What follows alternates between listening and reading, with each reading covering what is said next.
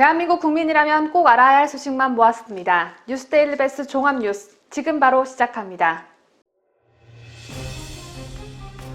이명박 정부의 탄압 때문에 남편이 일본으로 간 것이라는 박영선의 주장과는 달리 과거 박영선의 남편은 박영선과 상반된 내용의 인터뷰를 한 사실이 드러났습니다. 박영선의 남편은 일본으로 가게 된 이유에 대해 뭐라고 말했는지 잠시 후 상세히 보도합니다. 박영선 후보가 선거 유세용 점퍼에서 더불어민주당 당명을 빼는 초유의 사태가 일어났습니다.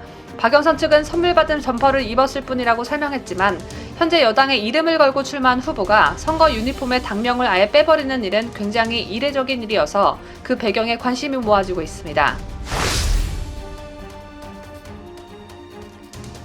추미애 전 법무부 장관이 서울과 부산시장 보궐선거에 나선 오세훈, 박형준 국민의힘 후보를 두고 그들은 공정과 정의를 요구하는 촛불을 비웃을 것이라고 말했습니다.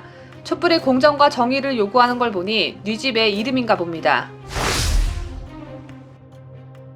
김영춘 더불어민주당 부산시장 선대위가 박형준 국민의힘 후보 소유 건물이 아닌 역건물을 고발하는 웃기는 일이 벌어졌습니다.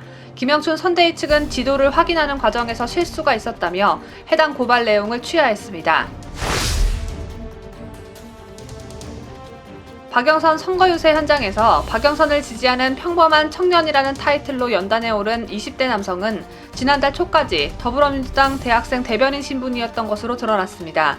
전직 민주당 대학생 대변인을 무대에 올려놓고 박영선 지지자처럼 보이도록 자작극을 펼친 것이라는 비판이 나옵니다.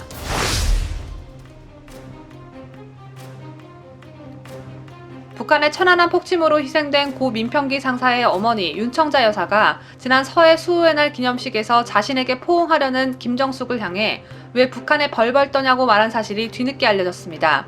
김정숙은 말없이 듣고만 있었던 것으로 전해졌습니다. 국내 코로나 백신 접종이 한 달 넘게 진행됐지만 백신 물량 확보 차질로 접종률은 1.64%에 그치는 것으로 나타났습니다. 백신 접종에 들어간 전 세계 국가들과 비교하면 110위권 박수진입니다. 대한민국 위상이 바닥으로 곤두박질치고 있습니다.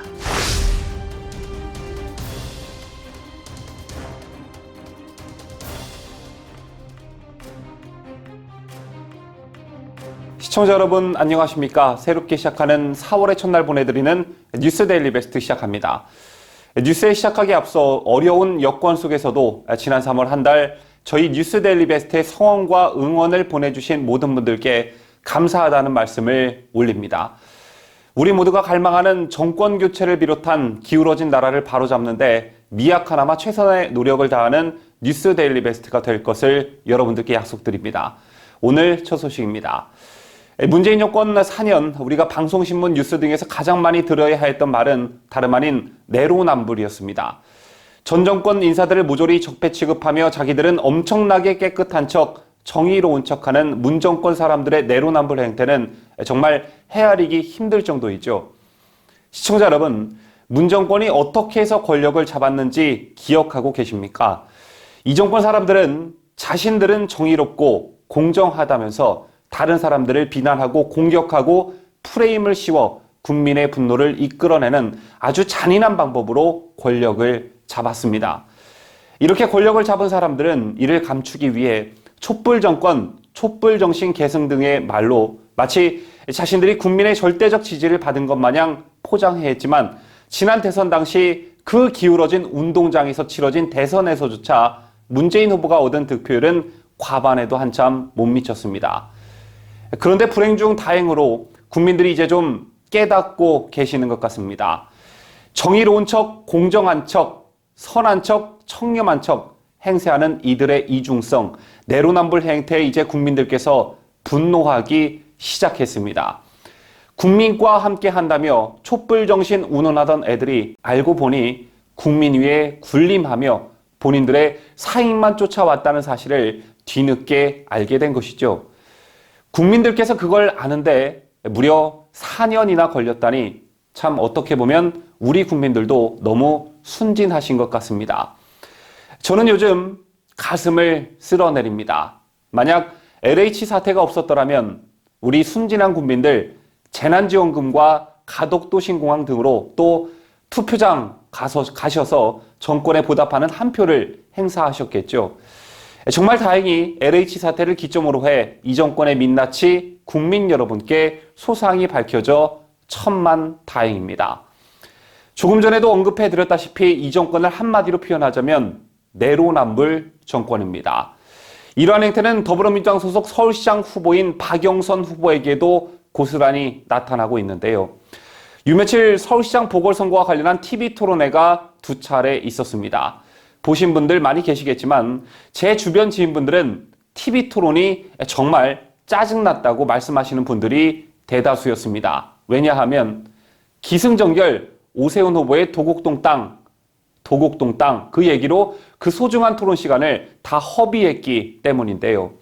오죽했으면 엊그제 열린 KBS 토론에선 오세훈 후보가 박영선 후보에게 저는 정책 토론을 하기 위해 시중에서 돌고 있는 박 후보와 관련한 도쿄 아파트 얘기, 박 후보 장관 청문회 당시 나왔던 해소되지 않은 여러 의혹들을 단 한마디도 안 꺼냈는데 박 후보는 오로지 도곡동 땅 얘기만 하시냐라는 취지의 하소연을 했겠습니까?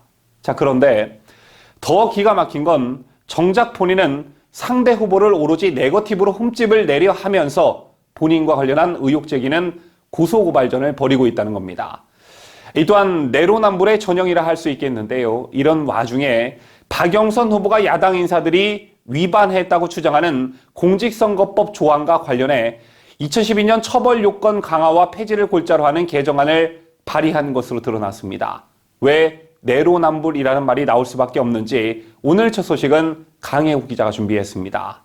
국회의안 정보 시스템에 따르면 박 후보는 2012년 6월 허위사실 공표죄의 처벌 요건을 강화하는 공직선거법 일부 개정 법률안을 대표 발의했습니다. 당시 박 후보는 정봉주 전 의원이 이명박 전 대통령을 비판해 대법원에서 유죄 판결을 받자 이 같은 법안을 발의했는데요. 때문에 이 법안은 일명 정봉주법으로 불리기도 했습니다.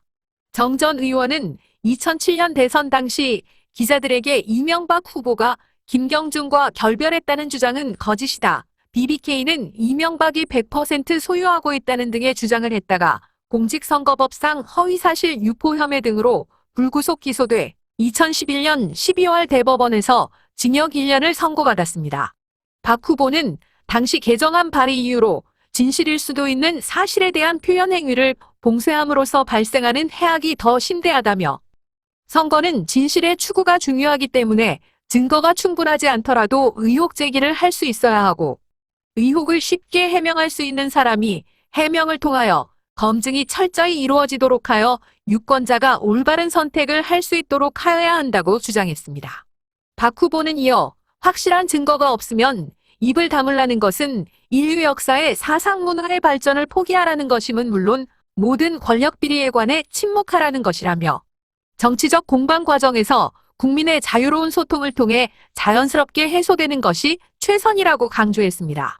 문제는 박 후보가 자신이 폐지를 주장했던 법 조항을 이용해 자신을 비판한 야당 인사들을 무더기 고소했다는 점입니다.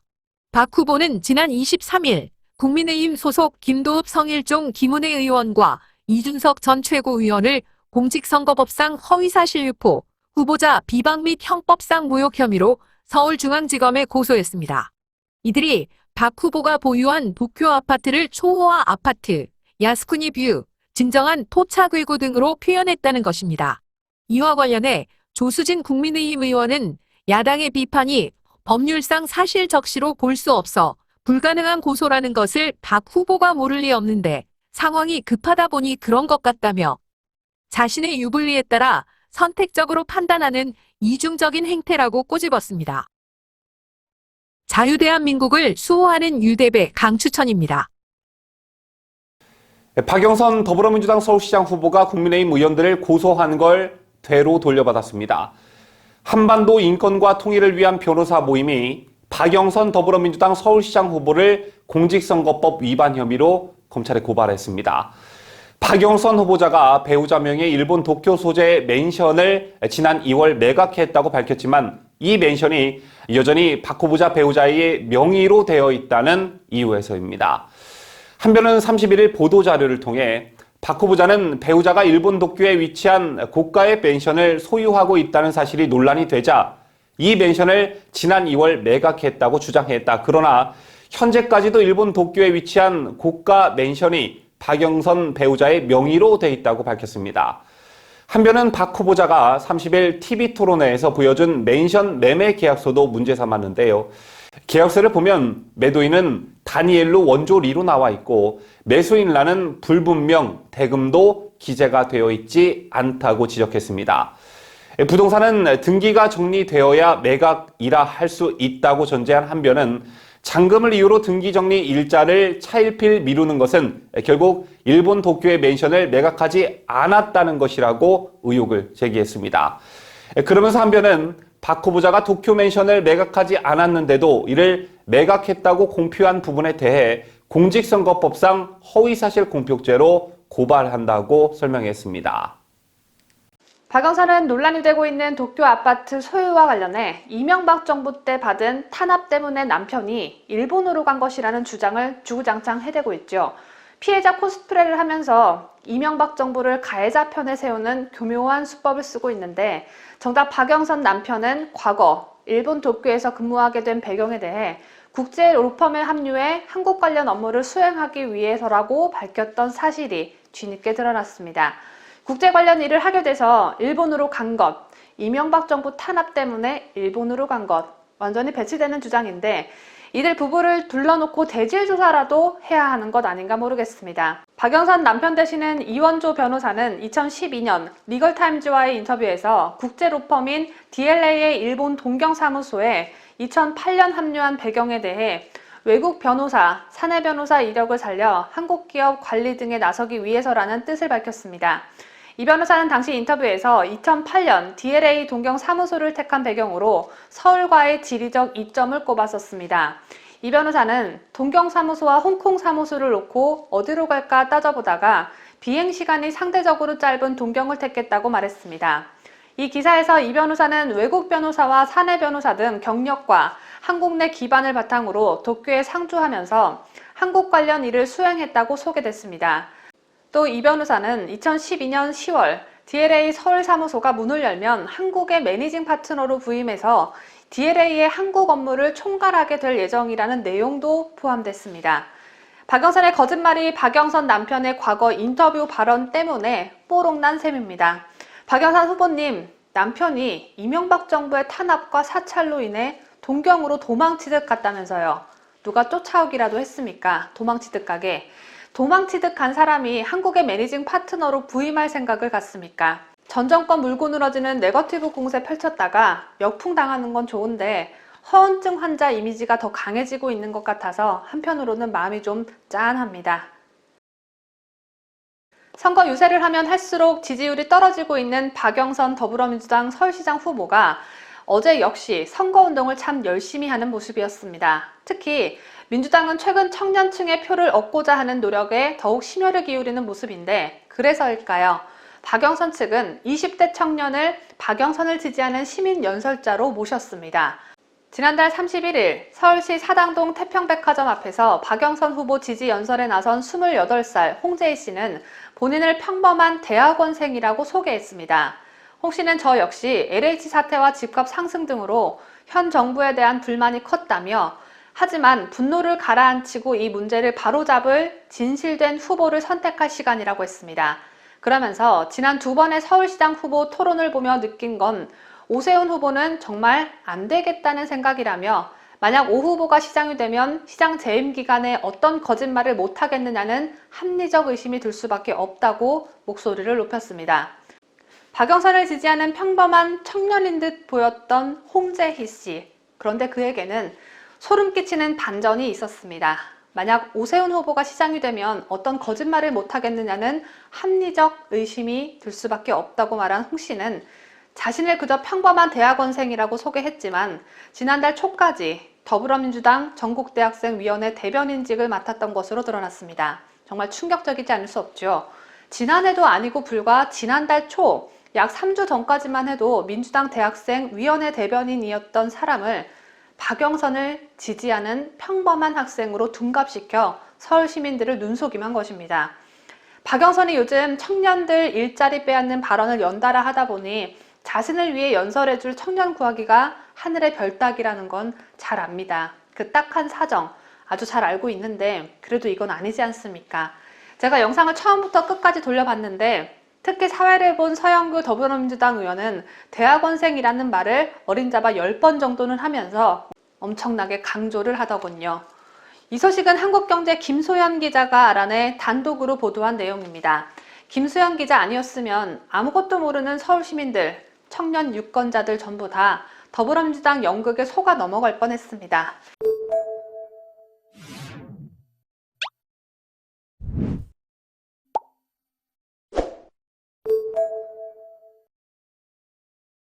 지난해 총선과 이번 서울 부산시장 보궐선거는 공교롭게도 약 1년 만에 열리게 됐죠. 불과 1년 만에 치러지는 이번 선거가 작년 총선과 눈에 띄게 다른 점은 선거 홍보에 있어 문재인 마케팅이 사라졌다는 점입니다. 현 정부 들어 치러진 2018년 지방선거와 지난해 총선 때 주요 후보마다 문재인과 함께 찍은 사진을 내세우는 등 저마다 친문 인사라는 점을 앞다퉈 강조했던 것과는 사뭇 달라진 분위기인데요.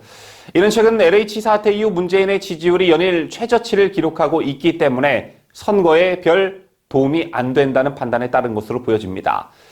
박영선 서울시장 후보 또한 문재인 정부가 부동산 정책을 잘했다고 생각하지 않는다며 선을 긋고 나섰는데 이번엔 급기야 유세용 점퍼에서 더불어민주당을 빼는 일이 발생했습니다. 보통 인기가 없는 정당의 후보가 선거 유니폼 등의 당명을 축소해서 표기한다던가 하는 일은 있어도 아예 당명을 빼는 일은 매우 이례적인 일인데요. 박 후보는 어제였던 31일 이틀째 당명이 없는 파란색 점퍼를 입고 유세 현장에 나타났습니다.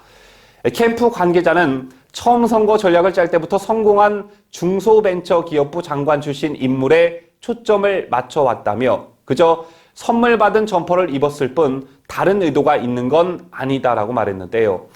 그러나 박 후보는 공식 선거 운동 시작 이후 줄곧 당명이 적힌 점퍼를 입어왔습니다. 때문에 LH 사태는 물론 임종석 전 대통령 비서실장의 박원순 전 서울시장 옹호 발언, 김상조 전 청와대 정책실장, 박주민 민주당 의원의 임대차 3법 내로남불 등 매일같이 악재가 터지자 당과 거리를 두기 시작한 것이라는 해석이 나오고 있습니다. 지금까지 서울시장 보궐선거 전의 특징을 꼽으라면 여러 가지가 있겠지만 그중 가장 두드러지는 것 중 하나가 박영선 더불어민주당 후보에게 일일 일악재가 지속적으로 발생한다는 것입니다. 하루에 하나씩 악재가 터지고 있다는 건데 본격적인 선거전에 돌입하자마자 박원순 피해자가 기자회견을 했고 이는 곧바로 피해 호소인 3인방의 퇴출로 이어졌습니다. 그래서 겨우 박원순 프레임에서 벗어나나 했더니 난데없이 가만히 있던 임종석 비서실장이 박원순을 두둔하면서 또 곤란한 입장에 처하게 됐었죠. 자, 이 임종석과 거리를 두면서 좀 괜찮아지나 싶더니 김상조 건이 터졌고 숨을 돌리기도 전에 박주민 민주당 의원의 임대차 3법 내로남불 건이 또 불거졌습니다. 상황이 이렇게 전개되다 보니 박영선 입장에선 문재인도 지우고 더불어민주당도 지우고 싶겠죠. 이처럼 일일 일악재 속에 울고 싶은 박영선 후보에 또 악재가 터졌습니다. 국민 밉상으로 전락한 추미애가 선거 전에 참전한 것인데요. 추미애가 어제 자신의 SNS에 쓴 글이 또 국민들에게 반감을 불러일으키고 있습니다. 추미애 전 법무부 장관은 31일 서울과 부산시장 보궐선거에 나선 오세훈, 박형준 국민의힘 후보를 두고 그들이 공직을 맡아 공정과 정의의 공익적 도덕적 가치를 위해 헌신할 수 있는 철학이나 사고를 가졌을까라고 적었습니다. 그러면서 추미애는 불공정한 방법으로 1% 특권층이 된 분들이 시장이 되면 과연 오로지 시민을 위한 공복이 될 수 있을까라며 오보의 내곡동 토지 셀프 보상 의혹을 두고는 점입가경이라면서 측량을 놓은 현지 임차인이 오세훈 후보를 만난 사실에 대해 구체적 증언을 하는데도 땅도 모르고 현장에 가보지도 않았다고 한다. 정직하지 못한 태도로 방어하기 급급하다고 적었습니다. 그러면서 박형준 후보를 향해서는 LCT 특혜 의혹을 비롯한 가족의 부동산 투기 의혹이 꼬리에 꼬리를 물고 연달아 터지고 있다고 했는데요. 글 마지막 부분에선 오보와 박 후보의 보궐선거 출마는 LH 사태에 분노한 민심에 편승한 것이라며 공정과 정의와 거리가 먼 부당한 반칙과 편법으로 1% 특권층이 된 그들의 거짓에 휘둘리지 말아야 한다고 거듭 강조했습니다. 나아가 그들은 공정과 정의를 요구하는 촛불을 비웃으며 역사의 수레바퀴를 거꾸로 돌려놓으려 할 것이라고 저 혼자 걱정했습니다. 네티즌들은 특히 추미애가 언급한 공정과 정의를 요구하는 촛불을 비웃는다라고 한 부분에선 경악을 금치 못했는데요. 추미애를 비롯한 문정권 인사들이 공정과 정의를 말할 때가 세상에서 가장 웃기다는 조롱 섞인 반응이 줄을 이루고 있었습니다. 박형준 국민의힘 부산시장 보궐선거 후보를 향해 연일 공세를 쏟아내던 더불어민주당이 사실관계를 제대로 확인하지도 않고 고발부터 했다가 망신을 당하는 일이 벌어졌습니다. 31일 정치권에 따르면 김영춘 민주당 부산시장 후보 선대위는 30일 박형준 후보와 배우자 조현 씨를 공직선거법, 주민등록법, 지방세 기본법 위반 등의 혐의로 검찰에 고발했습니다. 김영춘 후보 선대위는 박형준 후보와 조현 씨가 부산시장 보궐선거 예비후보 등록 당시 주소를 허위로 기재했고 비거주용 건물에 전입신고를 했다며 박형준 후보 재산 신고 과정에서 정정된 부산 기장군 청광리 한 건물이 지방세 과세 대상에서 누락된 점 등을 고발장에 포함했습니다. 문제는 이 같은 고발 과정에서 토지의 소유주와 건축 시기 등에 대한 기초 사실이 제대로 확인되지 않은 채 고발장이 작성됐다는 점입니다. 김영춘 선대위는 박형준 후보의 재산 신고에 누락된 건물인 부산 기장군 청광리 134-13 건물이 2014년 이미 지어진 상태였고 건축물 대장은 2017년 신고된 점을 문제 삼으면서 3년간 지방세 과세를 받지 않아 지방세 기본법을 위반했다고 주장했습니다. 그러나 김영춘 선대위가 고발장에 포함시킨 건물은 박형준 후보 부부의 소유가 아닌 바로 옆에 있는 건물을 착각한 것으로 나타났습니다. 박형준 후보와는 아무런 관련이 없는 엉뚱한 건물을 갖다가 살펴보고 고발거리가 있나 없나 연구하고 지지고 볶고 지들끼리 그러고 있던 것이었습니다. 김영춘 후보 관계자는 2014년 지도를 확인하는 과정에서 실수가 있었다며 해당 부분에 대해서만 취하를 하고 다른 고발건은 진행한다고 밝혔습니다. 더불어민주당 소속 오거돈 성추행 때문에 부산시장 보궐선거가 치러지는 마당에 더불어민주당 영춘이의 의혹이 좀 과한 듯합니다. 김상조 청와대 정책실장이 낙마한 직후 문재인과 청와대가 사흘째 경제팀 쇄신에 나섰지만 급하게 공석을 채우기 위해 정책실장, 경제수석, 경제비서관까지 죄다 기재부 인재들을 끌어다 쓰는 진풍경이 벌어졌죠. 신현수 민정수석의 사표 파동으로부터 시작돼 LH 투기 사태, 김 실장 낙마까지 겹치면서 흉흉한 민심의 외부 인재 수혈 자체를 포기한 것으로 보여집니다. 전형적인 레임덕 전조로 핵심 인재들을 졸지에 순장조로 모두 보낸 기재부는 인사남에게 부글부글하고 밖에선 경제팀 다양성 실종에 대해 우려하고 있는 목소리도 나오고 있습니다. 보도에 강추천 기자입니다. 청와대와 기재부에 따르면 문재인은 청와대 경제정책비서관에 이형일 기재부 차관보를 내정했습니다. 전날 2억 원 경제정책비서관이 기재부 1차관으로 발탁된 데 따른 후속 인사입니다. 사흘 전 인사를 낸 이호승 정책실장까지 포함해 청와대 경제팀 전체가 기재부 출신 관료로 채워진 셈인데요. 정책실장, 경제수석, 경제정책비서관 모두 기재부 출신으로 채워진 것은 이명박 정부 말기 김대기 정책실장 겸 경제수석과 최원목 경제정책비서관 이후 8년 만입니다. 이처럼 인재를 모두 청와대로 빼가자 기재부는 부글부글하는 분위기입니다. 유력 차기 대선 주자인 이재명 경기도지사에 이어 정세균 국무총리까지 정부와 의견이 다를 때 툭하면 기재부 나라냐는 말을 앞세우는 상황에서 정권 말 국정 실패의 모든 책임이 기재부로 쏠릴 것이라는 우려가 제기됐습니다. 이 밖에 그동안 관료 패식 모드였던 청와대가 갑자기 관료 의존 모드로 돌변한 것이 사실상 레임덕의 시작이라는 해석도 많습니다. 신현수 민정수석의 사회 파동이 본격적인 시발점이라는 지적인데요. 검찰 고위 간부 인사 논의 과정에서 배제된 신수석이 임명 2달 만에 사표를 던지고 문재인의 사표 반려에도 불구하고 다시 사표를 제출하는 과정이 언론에 사실상 생중계됐기 때문입니다. 이와 관련 청와대 참모 출신의 한 여당 의원은 법무부 장관의 민정수석 패싱 사건을 계기로 청와대 수석을 해봐야 할 수 있는 게 아무것도 없고 욕만 먹는다는 인식이 팽배해진 것 아니겠냐며 신수석을 패싱한 박범계 법무장관을 대통령이 따끔하게 혼내 신수석 체면을 세워줬어야 했다고 말했습니다. 자유대한민국을 수호하는 유대배 강추천. 얼마 전 진행된 서울시장 후보 TV토론회에서 오세훈 후보는 정부의 무능 때문에 백신 확보가 늦어졌다고 비판했습니다. 앞으로 백신 접종 경쟁에서 뒤질 게 분명해 보이는데 정부는 올 연말까지 집단 면역이 된다는 얘기만 하고 있다며 백신 확보가 저조하다는 점을 강조한 것인데요. 이에 박영선 후보는 이스라엘 총리에게 이스라엘의 백신 집단 면역을 할 수 있었던 비결이 뭔지 묻자 한국에서 배웠다고 답했다며 정부의 대처가 문제가 없다고 반박했습니다. 그런데 토론이 끝나고 언론사들이 박 후보의 말을 팩트체크해본 결과 베냐민 네타냐후 이스라엘 총리의 발언은 문재인이 청와대에서 짜파구리를 먹으며 파한대소하던 그 시절 2020년 3월 말 나온 것이었습니다. 그러니까 오세훈 후보가 제기한 백신 문제와는 아무 관계가 없는 것이었죠. 그 이후에도 백신과 관련한 양쪽 후보와 관련한 공방은 계속됐는데 그렇다면 실상은 어떠할까요?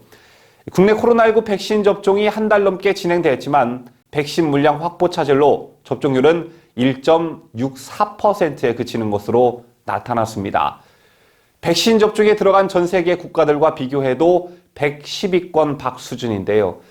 백신 물량 부족으로 인한 연말 집단 면역 목표 달성 가능성도 희박해지면서 코로나19 장기화에 따른 국제적 고립은 물론 중소상공인의 민생고까지 악화할 수 있다는 우려가 점점 커지고 있습니다. 보도에 강혜국 기자입니다. 코로나19 예방접종 대응 추진단에 따르면 31일 0시 기준 코로나19 백신 1차 접종자는 누적 85만 2,202명입니다. 1월 등록 기준 우리나라 전체 인구 5,182만 5,932명 대비 1.64%에 그치는 참혹한 수준입니다. 지난 2월 26일부터 접종을 시작한 지 1개월이 넘었고 정부 목표인 70% 접종 시한인 9월까지 6개월밖에 남지 않은 시점이지만 진행 속도는 턱없이 더딘 상황입니다. 국제 통계 사이트인 아워월드인 데이터에 따르면 우리나라의 코로나 백신 접종률은 세계 111위입니다. 접종 속도가 빠른 선진국 위주로 백신 여건 도입이 준비되는 점을 고려하면 하반기에 한국은 국제적 고립까지 우려됩니다. 미국과 유럽연합, 인도 등 주요 국가들의 자국 우선주의로 백신 물량 확보 및 수급 불안정 사태는 장기화할 조짐을 보이고 있습니다. 정부 목표대로면 앞으로 매월 1,600만회 가량을 접종해야 하지만 공급 상황 탓에 당장 2분기 중에는 접종 속도를 획기적으로 높이기 어려운 실정입니다. 정기석 전 질병관리본부장은 전체적 추세로 보면 국제적으로 백신을 두고 싸움이 크게 붙었기 때문에 외교적 노력 없이는 물량 부족을 해결하기 어려운 상황이라며 집단 면역 형성 국가들끼리만 여행이 가능한 상태에서 우리나라만 고립될 수 있다고 말했습니다. 자유대한민국을 수호하는 유대배 강혜국입니다. 다음 소식입니다. 요즘 선거철과 내년 대선 때문에 언론에서 실시하는 여론조사 결과 자주 접하실 텐데요. 여러분들 익숙하신 한국갤럽이나 리얼미터 말고도 우파 유튜브 채널이자 언론사인 펜앤드마이크가 여론조사 기관 공정에 의뢰해 실시하는 여론조사도 정기적으로 발표되고 있습니다. 이번엔 펜앤이 실시한 여론조사에서 매우 주목할 만한 점이 있었는데요. 바로 박근혜 대통령에 대한 사면 이슈와 관련한 여론조사입니다. 지금부터 펜앤드마이크가 여론조사 공정에 의뢰해 지난 30일 서울 만 18세 이상 남녀 1,001명을 대상으로 실시한 여론조사 결과를 인용 보도해드립니다.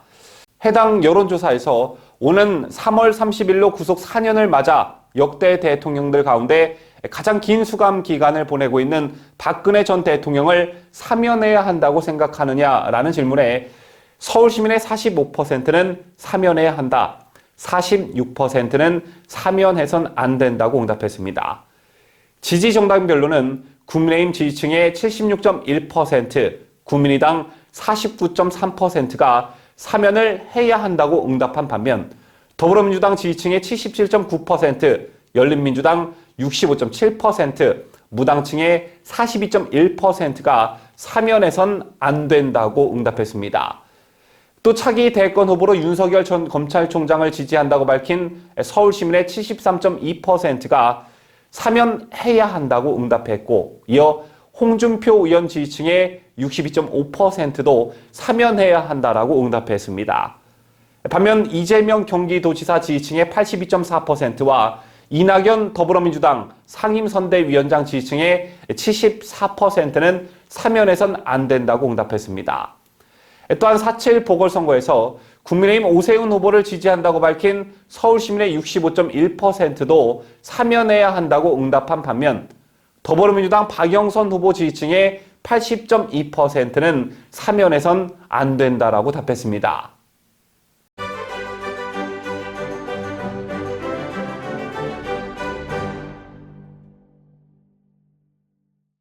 저희가 준비한 소식은 다 전해드렸습니다. 지난달 31일 종합뉴스 영상에 시청자 여러분께서 남겨주신 소중한 댓글을 소개합니다. 먼저 정억로님께서 우리 집 경제가 빠르게 회복하는 거겠지. 농지 형질 변경으로 지가가 엄청 올랐다며 라는 글로 우리 경제가 강하게 그리고 또 빠르게 회복되고 있다는 문재인 발언에 대한 비판의 댓글을 남겨주셨습니다. 다음으로 수령이님께서는 마포구 더티하게 노네. 서울 시민이 저 통색깔 질려서 다 빨강으로 찍어야 정신 차리겠다. 선관위는 의미 없는 조직 같네. 라는 글을 남겨주셨는데요.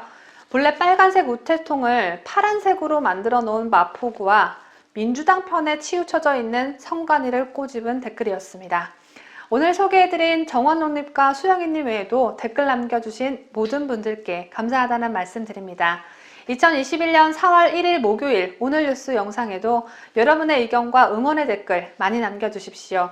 저는 내일 오전 7시에 다시 찾아뵙겠습니다. 끝까지 함께 해주신 여러분 대단히 고맙습니다. 뉴스데일리 베스트는 구독자 여러분의 소중한 구독료를 운영합니다. 여러분의 자발적 구독료 참여를 기다립니다.